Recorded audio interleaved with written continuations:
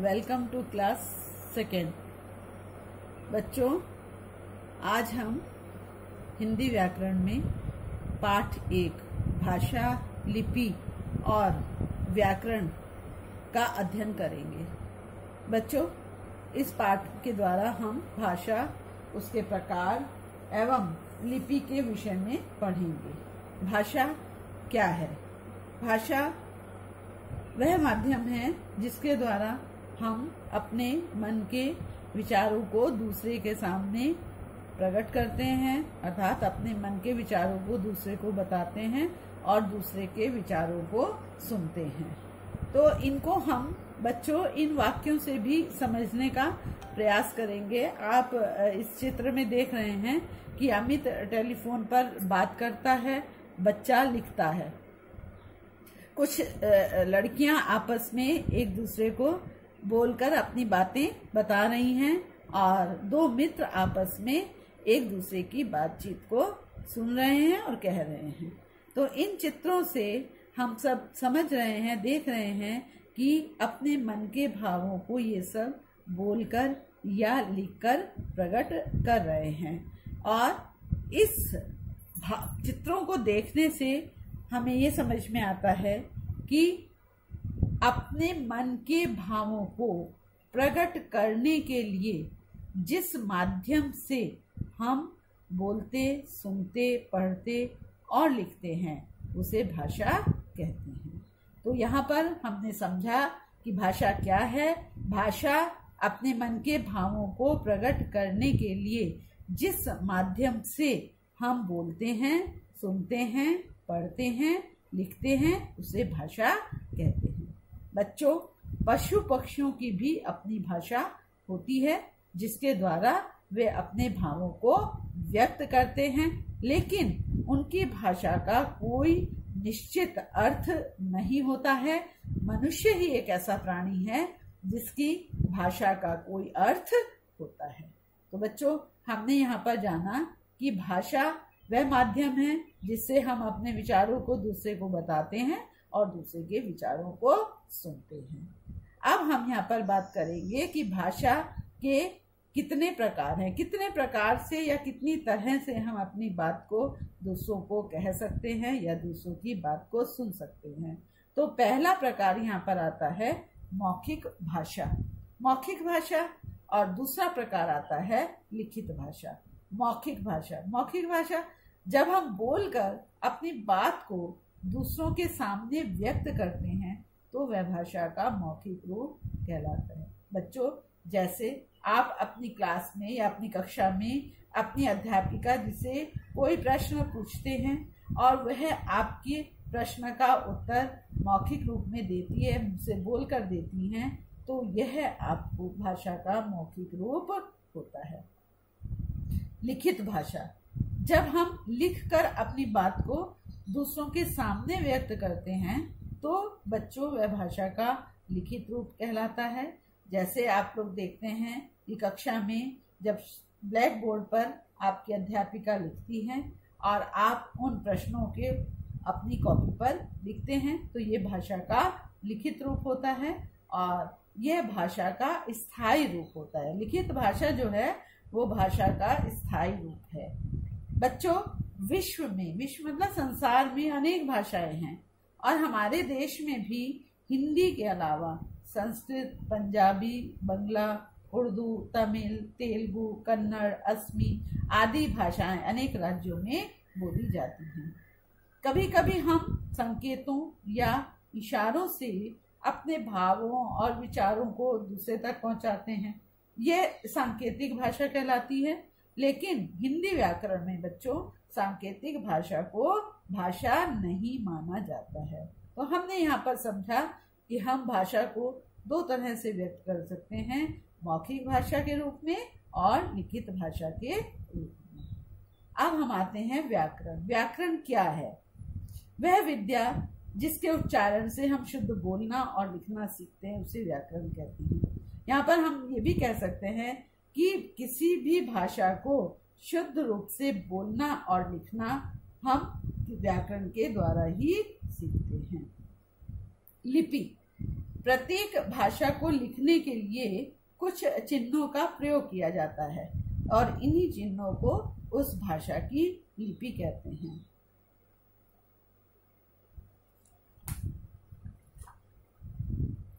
बच्चों, अब आपने इस पाठ के माध्यम से क्या सीखा कि हमने ये सीखा है कि भाषा जो है वो बोलचाल और लिखने पढ़ने का माध्यम है। भाषा के द्वारा हम अपनी बात को दूसरों तक पहुंचाते हैं। भाषा के दो भेद होते हैं, मौखिक और लिखित भाषा। भाषा को लिखने के लिए जिन चिन्हों का प्रयोग किया जाता है उन्हें लिपि कहते हैं और व्याकरण जो है वो भाषा को सुंदर बनाता है, सुधारता है, संवारता है और प्रभावशाली बनाता है। तो बच्चों, अब आपने ये जान लिया है कि भाषा क्या है, लिपि क्या है, भाषा के कितने भेद होते हैं और व्याकरण क्या है। अब हम आएंगे अभ्यास कार्य पर।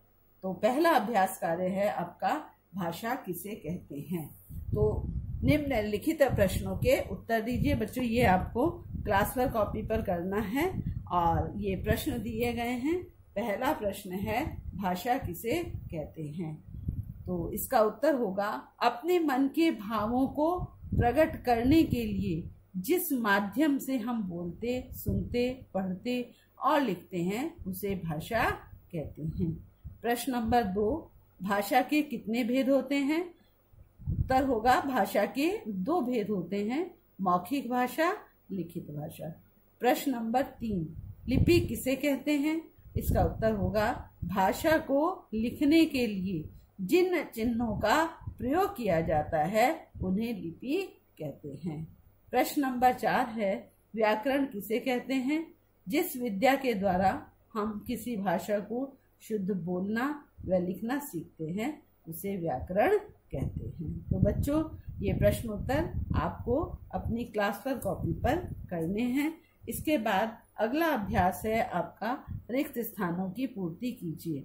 तो पहला प्रश्न है, इसमें पहला वाक्य है, जिस भाषा को हम बोलकर प्रकट करते हैं उसे मौखिक भाषा कहते हैं। तो यहाँ पर आप मौखिक को रेखांकित करेंगे, अंडरलाइन करेंगे।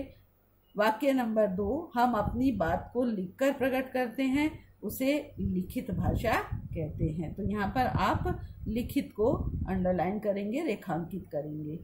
वाक्य नंबर 3, जिस विद्या के उच्चारण से हम शुद्ध बोलना और लिखना सीखते हैं उसे व्याकरण कहते हैं। तो यहाँ पर व्याकरण को रेखांकित करेंगे। और वाक्य नंबर 4 है, भाषा को लिखने वाले चिन्हों को लिपि कहते हैं। तो यहाँ पर आप लिपि को रेखांकित करेंगे और ये अभ्यास कार्य आपको क्लास वर्क कॉपी पर करना है। अब अभ्यास कार्य है, सही कथन के आगे सही का निशान लगाइए। ये भी आपको क्लास वर्क कॉपी पर करना है। भाषा के 2 रूप होते हैं, यहाँ पर 3 विकल्प दिए गए हैं और 3 विकल्प में आपको एक सही विकल्प छांटना है। तो प्रश्न है, भाषा के रूप होते हैं 3, 2 या 4। तो यहाँ पर आप 2 को सही का निशान लगाएंगे, 2 पर। खा, अपनी बात को बोलकर प्रकट करना भाषा कहलाती है, लिखित भाषा कहलाती है या सांकेतिक भाषा कहलाती है या मौखिक भाषा कहलाती है। तो बच्चों, यहाँ पर आप करेंगे मौखिक भाषा। और जिस विद्या के उच्चारण से हम शुद्ध बोलना व लिखना सीखते हैं उसे व्याकरण कहते हैं, सांकेतिक भाषा कहते हैं या लिपि कहते हैं, तो उसे व्याकरण कहते हैं। तो यहाँ पर व्याकरण को आप सही का निशान लगाएंगे। हम अपनी बात को लिखकर प्रकट करते हैं तो उसे कहते हैं लिखित भाषा, सांकेतिक भाषा या मौखिक भाषा। तो लिखकर जब बात को प्रकट करते हैं तो लिखित भाषा कहलाती है। तो बच्चों, ये भी आपको क्लास वर्क कॉपी पर करना है। अब अगला अभ्यास कार्य परियोजना कार्य, प्रोजेक्ट वर्क है। इसको आपको होमवर्क कॉपी पर करना है। यहाँ पर कुछ चित्र दिए गए हैं, इन चित्रों को देखकर आपको भाषा का रूप लिखना है कि पहले चित्र में बच्चा कुछ लिख रहा है तो ये भाषा का कौन सा रूप होगा बच्चों, ये लिखित रूप होगा। दूसरे चित्र में आप देख रहे हैं कि व्यक्ति एक अखबार पढ़ रहे हैं, तो आप इसको कौन सा रूप बताएंगे, मौखिक रूप होगा। और ये 2 बच्चे आपस में बात कर रहे हैं इस चित्र में, तो ये मौखिक रूप होगा भाषा का। और यहाँ पर एक लड़की अपनी बात को कह रही है, तो ये भी भाषा का मौखिक रूप होगा। तो ये आपको होमवर्क कॉपी पर करना है। और इसके साथ ही साथ एक एक्सरसाइज अभ्यास कार्य और है आपका, ये भी आपको होमवर्क कॉपी पर करना है। इसमें चित्र दिए गए हैं और इन चित्रों को देखकर आपको भाषा का से मिलान करना है कि मौखिक भाषा है कि लिखित भाषा है या फिर सांकेतिक भाषा है। तो ये भी आपको होमवर्क कॉपी पर करना है। और इसके साथ ही साथ आपको भाषा, लिपि, व्याकरण इन सब की परिभाषा भी याद करनी है। धन्यवाद। क्लास सेकेंड बच्चों, पहले पाठ में हमने भाषा के विषय में जानकारी प्राप्त की थी कि भाषा क्या है, भाषा के कितने प्रकार हैं, लिपि और व्याकरण क्या है। बच्चों, आज हम पाठ 2 वर्ण पढ़ने जा रहे हैं और इस पाठ में हम मुख से निकलने वाली ध्वनि या आवाजों का अध्ययन करेंगे। जब हम बोलते हैं तो हमारे मुख से आवाज या ध्वनि निकलती है, उसे ही अक्षर कहते हैं। इन्हीं ध्वनियों के लिखित रूप को वर्ण या अक्षर कहा जाता है। वर्ण वह छोटी से छोटी ध्वनि जिसके और टुकड़े नहीं किए जा सकते वर्ण कहलाती है, जैसे छोटा आ, ई, उ, का, खा आदि। ये सब ध्वनियां हैं और इन्हीं ध्वनियों से भाषा का निर्माण होता है। बच्चों, यहाँ पर आप 2 चित्र देख रहे हैं। एक चित्र में आपका घोड़ा बना हुआ है और एक चित्र में हाथी है। तो इनको ध्वनियों के द्वारा बताया गया है। घोड़ा शब्द जो है वो कई ध्वनियों से मिलकर बना है, इसी प्रकार से हाथी भी कई ध्वनियों के मिलने से बना है। तो ये ध्वनियां ही वर्ण कहलाती हैं और वर्णों को अलग अलग नहीं किया जा सकता। वर्ण के 2 भेद होते हैं, स्वर और व्यंजन।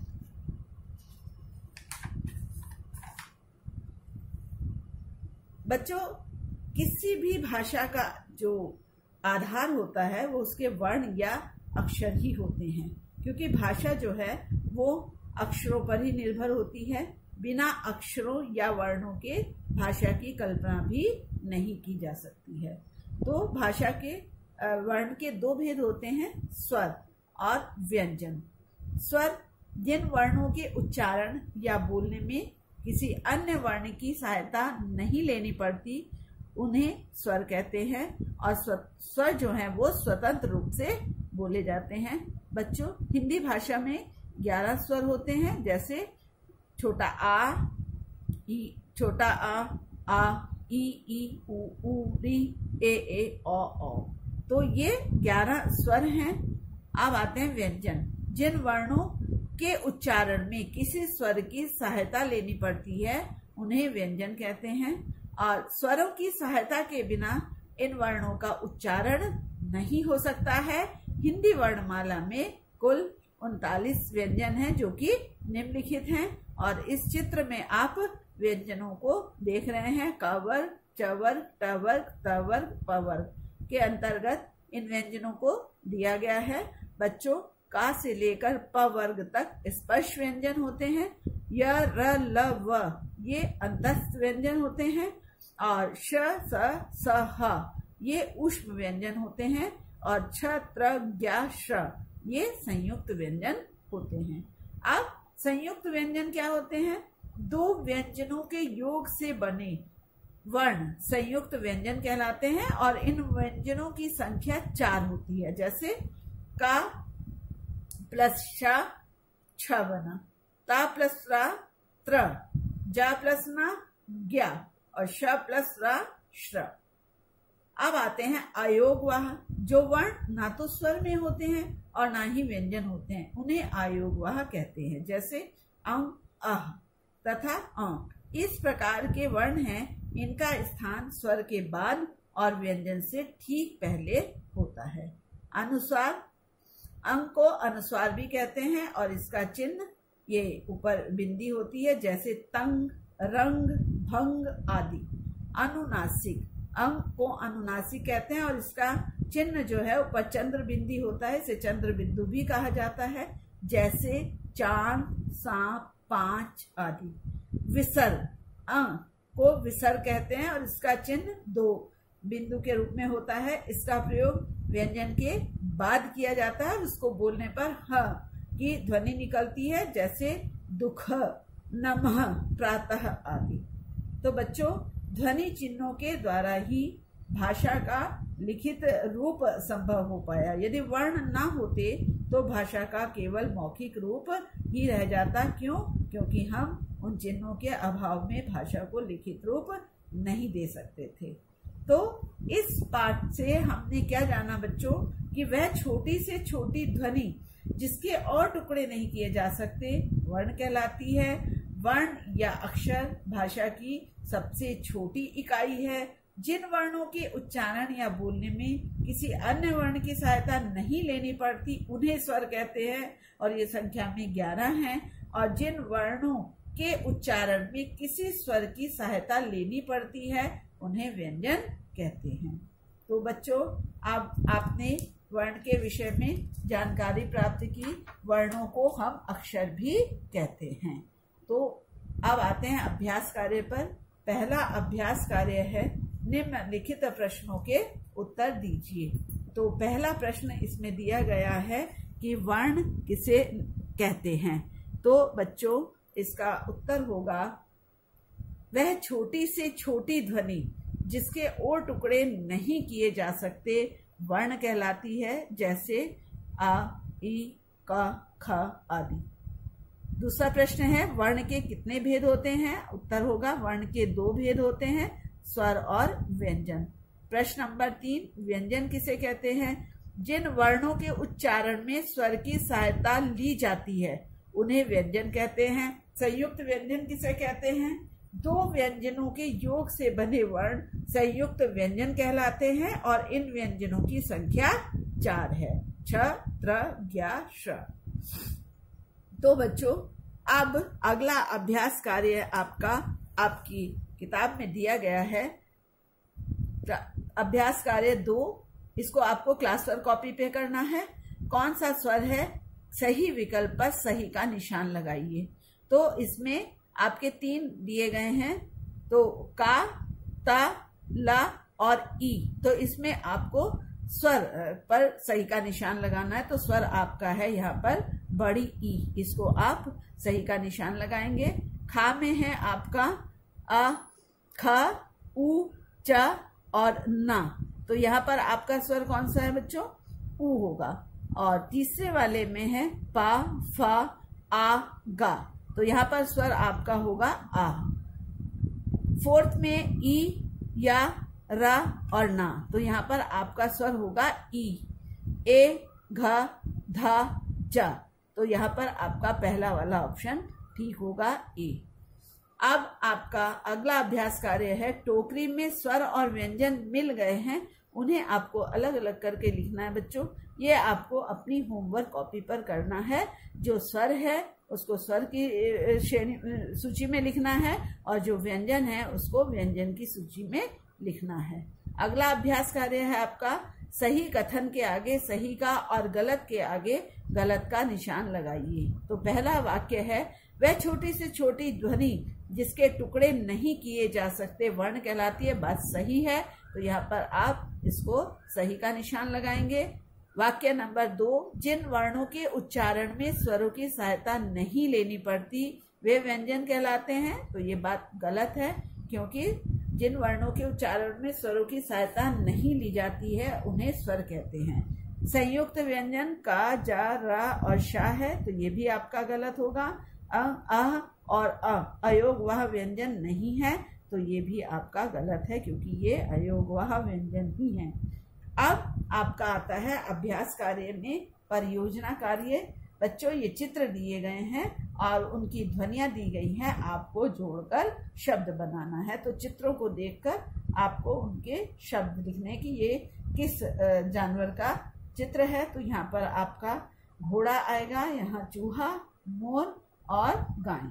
तो ये आपको अपनी होमवर्क कॉपी पर करना है बच्चों। और इसके साथ ही साथ आपको होमवर्क दिया जा रहा है। इस होमवर्क में आप वर्ण की परिभाषा को याद करेंगे, उसे लिखेंगे याद किए करके। व्यंजन किसे कहते हैं, व्यंजन की परिभाषा को याद करेंगे, उसको लिखेंगे याद करके। संयुक्त व्यंजन किसे कहते हैं, इसको याद करेंगे और अपनी कॉपी पर लिखेंगे। स्वर किसे कहते हैं, स्वरों की संख्या भी लिखेंगे उसके साथ ही साथ, और उसको याद करके अपनी कॉपी पर लिखेंगे। धन्यवाद।